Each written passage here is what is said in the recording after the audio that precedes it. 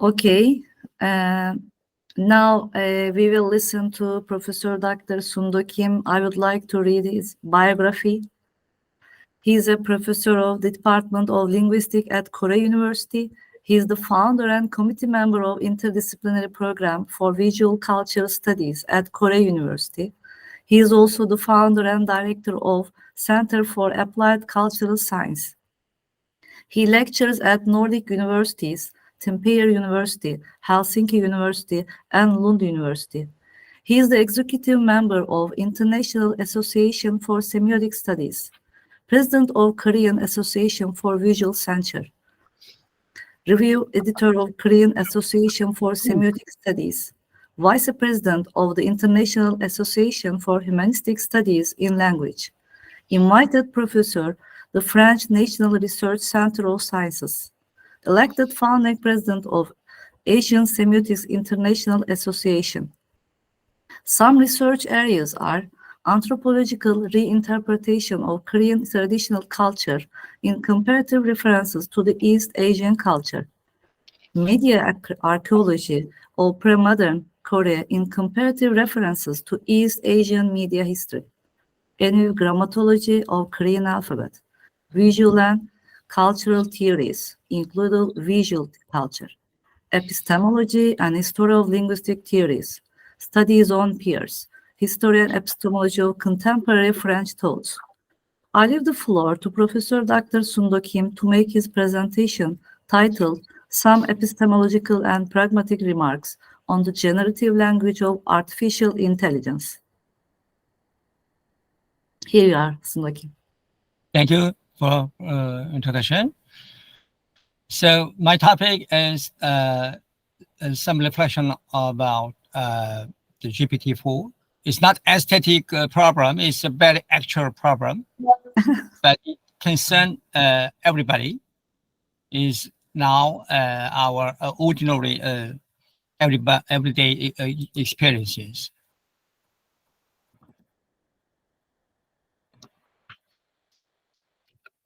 Oh, how to move? You can move from your presentation file. Yeah. Mm-hmm. I click, but it doesn't work. Maybe we can open it again. First close and open it again. Maybe it's close again. Maybe it works. All right. Okay. Okay. Share now again. Now, okay.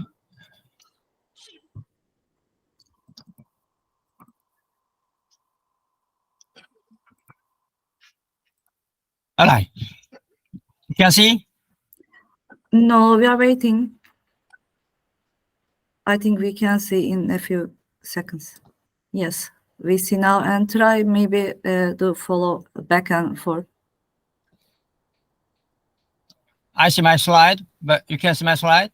Yes, we can see. Okay. And the second slide of your presentation. All right, yes, all right. Thanks so much. So, what does ChatGPT mean for linguistics and semiotic theories? ChatGPT-4, I mean the large language models, is poised to play a pivotal role in the evolution of human language and communication. ChatGPT-4 has potential to revolutionize the way we communicate with machines. It's a useful tool in linguistic research, but it is not a replacement for human language expertise and understanding of the complexities of human languages. Central to their performance is the development of large language models such as GPT-4 or BERT, which analyze text data and employ statistical techniques to determine the probability distribution of a sequence of text. Conversational agents have been shown to perform well on a variety of computational metrics, supporting the emergence of new kinds of capability and opportunity. So what's the challenge and the issue? There are amount of very important issues. First of all, ethical problem. There's a number of risk and possible failure models. For example, which standards, if any, should conversational agents to be aligned with? And how can this be accomplished?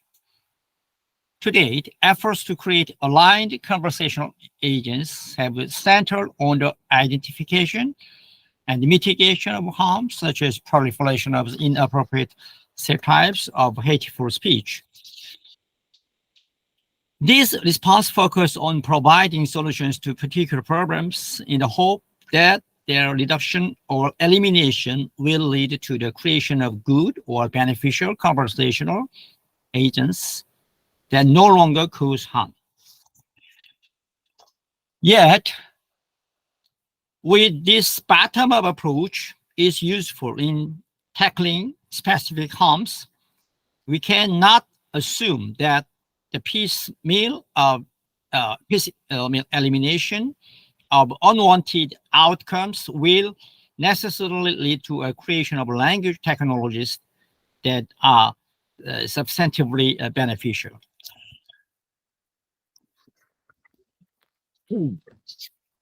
So what but this issue raised the question of what it means for language models to be unbiased. Is it possible to have a totally unbiased language? I don't think too much. Moreover, when is the goal of the producing unbiased language appropriate? So how to identify general principles of or ideas of discourse that can successfully guide linguistic and discursive communication. So there are three types of requirement in linguistic theories: synthetic, semantic, and pragmatic criteria. So the purpose of research is as follows: the nature of significance and the pragmatic norms for successful discourse between humans and conversational agents has received less attention in a large language model scholarship. Why and in what ways pragmatic concerns and norms are central to the design of aligned conversational agents? Discursive ideas contribute to the success of conversation in specific domains. We must carefully map out the ecology between humans and AI, so that we may work alongside each other without AI taking over us. In this way, AI will have a positive influence on the human experiences. So I would like to recommend ecological, core evolutionary, and a non-anthropocentric approach. So what is the new paradigm post-pragmatics? Now let me present some ontological and epistemological issues and historic issues. What is the properties of the human language, in fact? First of all, I would like to evoke the human exceptionalism, and then division between man and nature. The birth certificate of a new era, modernity, or the age of human exceptionalism, that is, here humans, subjects in a world of objects, thinking and talking things in a world of mere and mute things. There, nature and the machine, here humans. This is approximately a Cartesian scheme. Humans were still singular and exceptional. They and they alone have words, can think, wonder, make meaning. Here, subjects longing for meaning, producing meaning. There, the world of objects, nature and technology, meaninglessness. Even Cartesian put the animals in this category.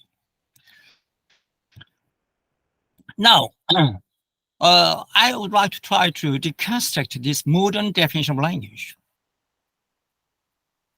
It's a disruption or naive assumption. If language were no longer exclusive to humans, then comprehension of reality that silently structures modern understanding and experiencing of the world would no longer hold. It does not have just true language. It's just a technical system made of data, statistics, and predictions. This is a critical view by Chomsky. You know, etymologically, semantically, GPT pre-trained generative language. The word generative is very symptomatic. That's why I think that the position, the attitude.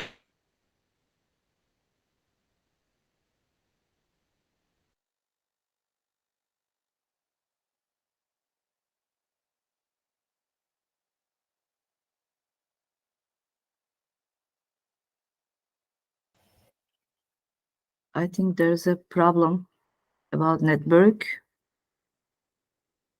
In 3 minutes, so what is the ontological epistemological issues, the properties of the human languages? Now it's time to deconstruct this conception, this classical modern conception of languages, especially consolidated by Chomsky and the Anglo-Saxon philosopher of John Searle, etc., etc. So, what is the even the some computational linguists? They told that without any reference to meaning, is the ChatGPT is a simple stochastic parrot. So now, according to the Chomsky or the computational linguist, my challenge, that means that the remarkable ontological description of what humans are and what the role of the humans in the world. They attack me as an ontological error. But I think, I don't think so, because I would like to introduce the other approach. For example, Catherine Hayes and Bruno Latour, more flat ontology and ecological approaches. And my final remark that paradoxically, I prepared the historicity of the presuppositions. That means that there is a very surprisingly an affinity between structural linguistics, Saussurian ideas of language, and the large language model, ChatGPT. I found this affinity, because so for me, ChatGPT, large language model, is an engineering in terms of structuralism, because the language as an arbitrary system that exists somewhat independent of speakers and can be analyzed independent of who speaks, is wrong. So there's a direct continuity with the work of Saussure in relation to ChatGPT. So language comes into view here as a logical system to which the speaker is merely instantial. I don't know how to what Chomsky, what Saussure think about my my hypothesis. So now I would like to elaborate a more general concept of language. That means we need a new ecology of language. This is my my thesis. So it's a totally new ontology. So once language is understood as a communication system, then there is in principle nothing that separates human language from the language of animals or microbes or machines. So the potential benefit for discovering the explicit laws of the human language, the complexity of human languages. this is very, very big issue. But in this paper, first of all, I try to the difference between human language and ChatGPT in focusing on the parameters of GPT-4. Paradoxically, GPT is very poor in common sense and very basic contextual understanding. Yeah, this is my topic. Thank you so much. There was some technical problems, but Yes, is it over? yeah, it's over. It's although we had some technical problems, the interesting presentation of you left these problems behind. I think you touched a very good topic. ChatGPT has started to be used in quite frequently in every field of study field. And you mentioned that artificial intelligence will have a positive impact on human experience. Thank you for your interesting presentation. Would anyone like to make any contribution? Is there I any think if we have another conference in the next year, in a few couple years, I think the language will be changed. It will totally configurated. I totally agree with you. Every day I have a new experiences. For example, 10 days ago, with my students, we observed this crazy, spectacular development of AI, because my French colleague delivered a lecture in French, and he used the AI translation. Yeah. And I thought that I was very angry, because I thought that my friend is just joking. But in fact, I observed, I'm very impressed. Well, in my view, I think the correctness is almost 8 or 9%. So just my role is to check there are some fundamental errors or not. But fortunately, I can't find any kind of big errors. And yesterday I have a conversation with Italian colleagues and French colleagues. He used directly the Korean translation with his English translation. Now, I think that the sector of the translation interpretation will be substantially affected by the AI. Just in some years, I think, except the literary or poetic translation. This is really a human sector, but the majority of the translation sector, I don't think the translators will not be affected. Yes, I think this is a real problem. This is, for me, this is a real problem. Yeah. Yes. I think this will develop even more and interesting developments waiting us, and wait and see. Thank you so much again.